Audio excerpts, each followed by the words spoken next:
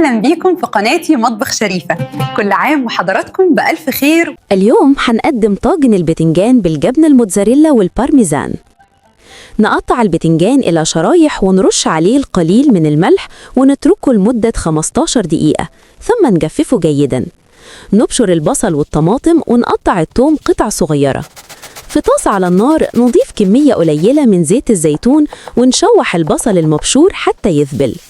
نضيف الثوم ثم الطماطم المفرومة ونقلب جيداً.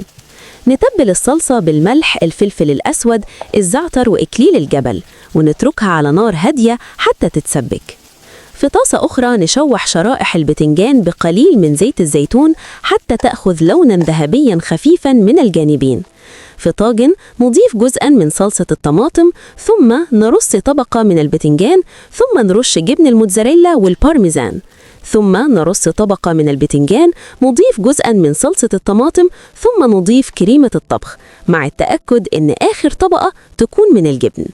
ندخل الطاجن فرناً ساخناً على درجة حرارة 180 مئوية لمدة 20-25 دقيقة، أو حتى يذوب الجبن ويأخذ لوناً ذهبياً جميلاً. يقدم ساخناً وبالهنا والشفا.